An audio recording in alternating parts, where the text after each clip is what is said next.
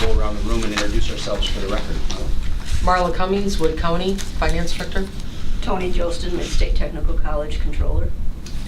Dan Wagon, Business Director, Wisconsin Rapids School District. Jerry Black, Public Member. Excellent. Thank you all for being here. And on the phone today is Phil from Ehlers and Associates, who is giving our has been our counsel on the aspects with the TID creation and some of the other components. So I guess we'll move on to Adam Teagan. Sorry, for introduction purposes, I was pointing to you. Item number 2 on our agenda is the review and consideration of minutes from the organizational meeting, which were in our packets. Is there any discussion regarding the minutes?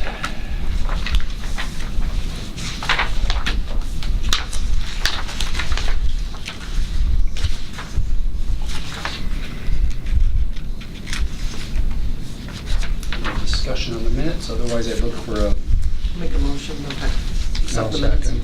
A motion by Cummings, second by Bach to approve the minutes as presented. Moving to a vote, all in favor signify by saying aye. Aye. Any opposed? The ayes have it. Item number 3 is review the public record, planning documents, plan commission resolution adopting the project plan, and the resolution passed by the common council approving the creation of tax increment district project, and I should say. And all those items were distributed and are in front of us. I did give it to everybody, right? Yes. That's the items I handed out. And then Phil, I didn't know if you had any comments on just kind of the background or the history on what may have changed since last we met. Yeah, I think I'll just give you a couple of quick comments, and then we can open it up for any questions that may come up. As you know, there are multiple approvals needed, and just so you know, the Plan Commission met after the Joint Review Board meeting on March 4th and unanimously approved the project plan, and that's the resolution you have available to you as well.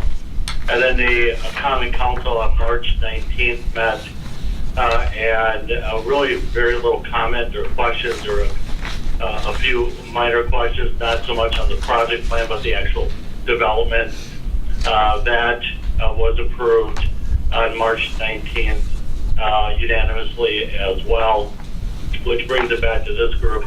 The project plan itself has not changed from the preliminary. We do have a final opinion letter from the city attorney, which is the second last page on the document that's available in the project plan. And maybe a quick update, just so everybody's in the loop a little bit. There's a development agreement that is being worked on. There is a more recent draft of that development agreement that is allowing now for the possibility of this project maybe moving into the following year, depending on how quickly they can get their air permits, etc. So the development agreement is moving forward, which is great news for the city.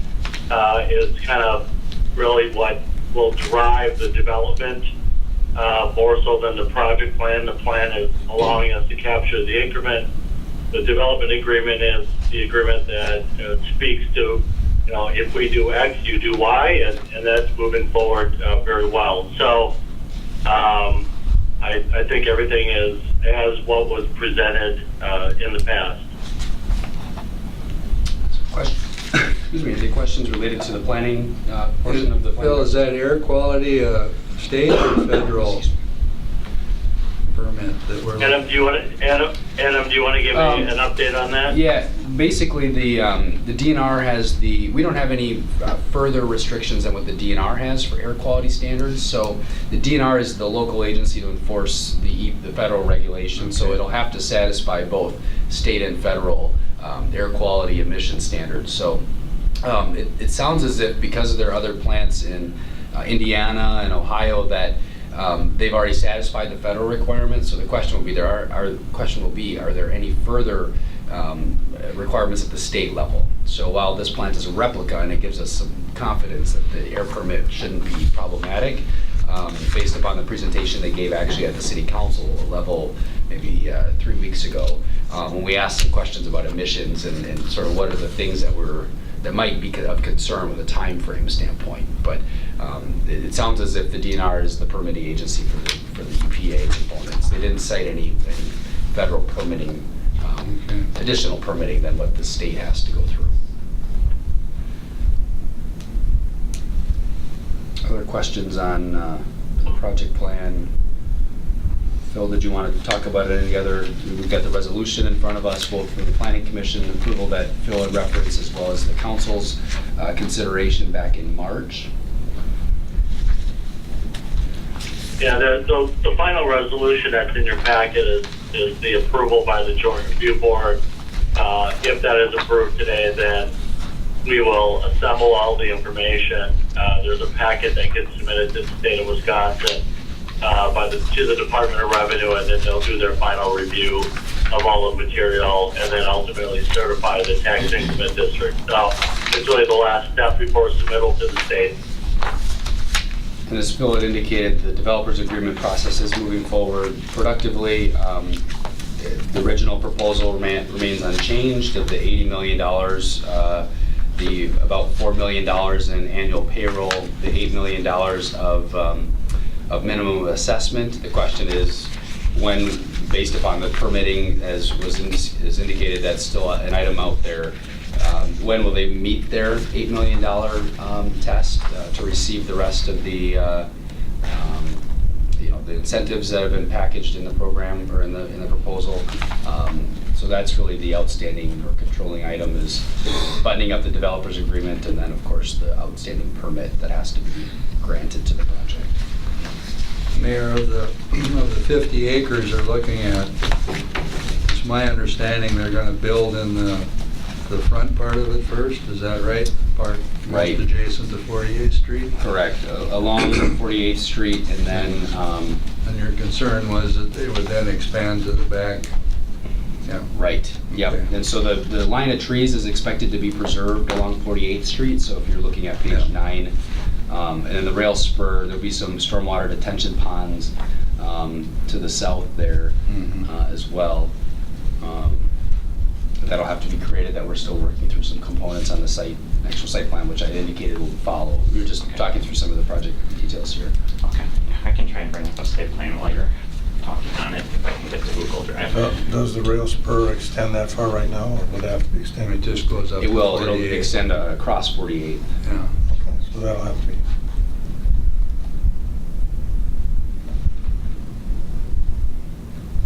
Who pays for that? That's part of the in the project plan that they would qualify for a state grant, a transportation grant to construct, which will help offset, based upon the job creation, offset a portion of the construction costs of the rail spur. But the TID is expected to cover a portion of those costs. I think it's $600,000 was the rail spur estimate that we put in the project costs, the project plan, and then 5,000, is it 5,000 per job will be, is it eligible? T grant? Yeah. Yeah, it's 5,000 per job. So that would cover potentially half of that, or 300,000.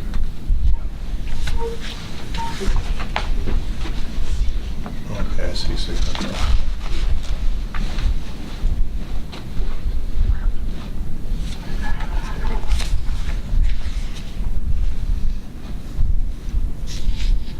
I need this for plan commission anyway.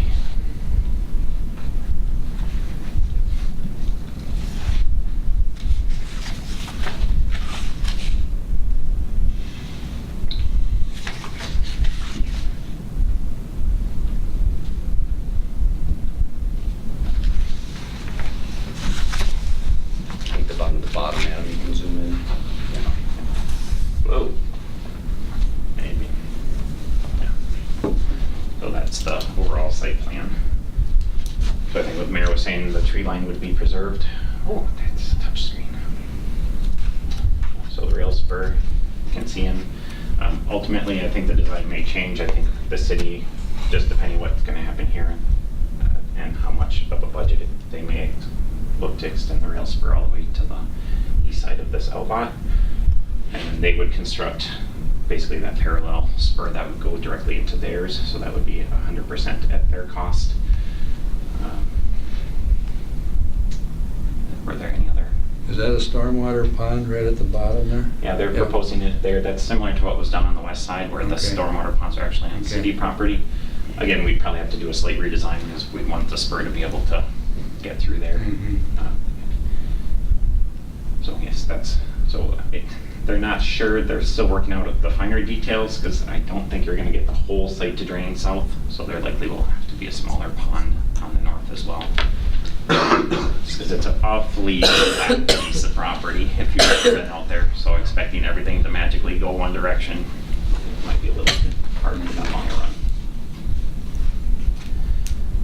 And then the property that could come back to the city basically would be from this 40 line split. It would go so this would be the portion that could come back to the city, and then they would retain the west portion if a second phase does not take place.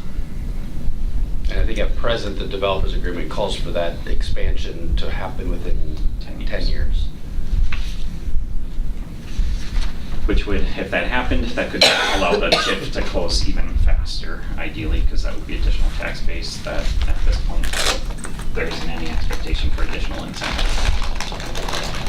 Right now, is there plan for that expansion more of, as you mentioned, Mayor, a sorting area and so on, or is it more just buildings too? I think the easiest way is I think they call it a non-ferrous metal recycler. Okay. So it would be bringing in scrap, processing, sorting, getting it ready basically for shipping out to customers. So it's not a salvage yard in the concept of it's like cars coming in and being broken down. It would be more industrial scrap, similar to what this plant will process, Okay. but that type of thing. And again, kind of sorting and getting it ready for distribution. So a little more labor intensive, still would have a fairly substantial building, but it could be more jobs than even this space. And for the purposes of the joint review board, we have the next item on our agenda is the resolution. So if there's no further discussion, Phil, did you have anything further on item 3? No, nothing else, Mayor, thank you. So if I don't have any further questions, we'll move on to item number 4, which is consideration of a resolution approving tax increment district number 8. Which is, we should have a copy for them.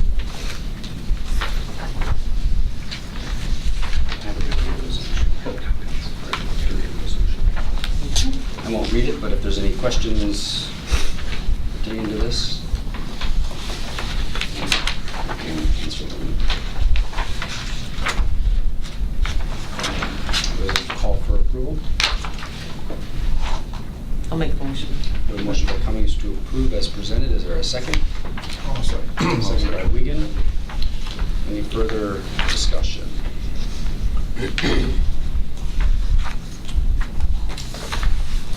Anything else from staff on that?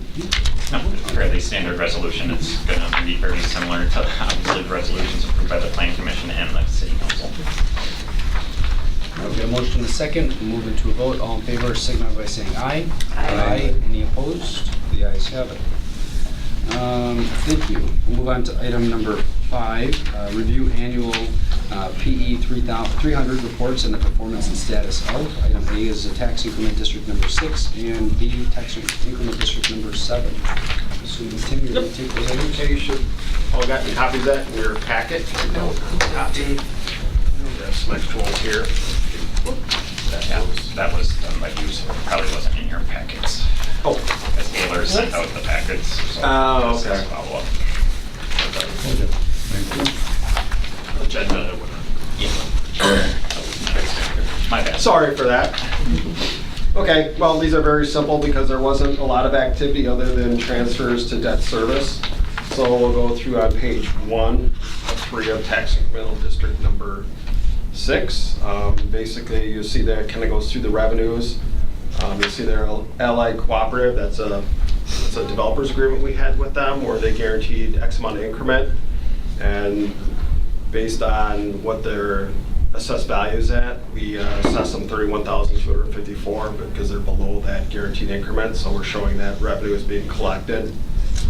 If you go down, you see tax increment, we've collected $343,151 in 2018 for that. Investment income of $1,402.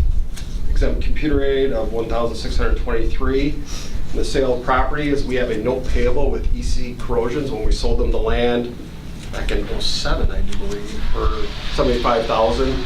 There was a deferred note payable on that, and so we're collecting basically $2,000 a month. And I think the balance of that is down to $22,000, so we're showing that we collected $24,000 on that in 2018 for total revenues of $401,394. We flip the page, kind of go over to the expenditures. The only expenditures other than debt service, of which was a transfer to the debt service fund of $280,000 for principal and $72,474 for interest on the notes that we issued to put in the infrastructure into the Rapids East Commerce Center. We have professional services of $3,540, and that was for a update to the wetlands delineation. And then DUR fees, of which we assessed as $150 per tax incremental district annually each year, for total expenditures of $356,000. So the TID fund balance of the fiscal year at the end of the fiscal year is $118,770. And when I project out based on our development that we have today and the bonds, note payments that we have, and any expected expenditures, we're looking at at the end of the tax incremental life of a surplus of $151,753. If there's any questions on that district? Yeah, what is the city able to do with that surplus? What are the options? At the end of the life, any surplus is returned on a pro rata basis back to the taxing jurisdictions. So when we close out the TIF, if we have a surplus, then we basically divvy it up and you get a check for your pro rata share. So it's not rolled into another TIF? No. Okay. Not unless the Joint Review Board would approve that. And there's also a housing, isn't there a carve-out for housing within, maybe Phil or Adam would know that, with the Yeah, I surplus at the end of can it? comment on that if you would like. Even though I'm not part of this meeting, I will. There is an allowance that if once a district has met its expenditures and has collected enough increments to pay back all existing obligations, that you can keep the district open for up to 1 year, collect one additional year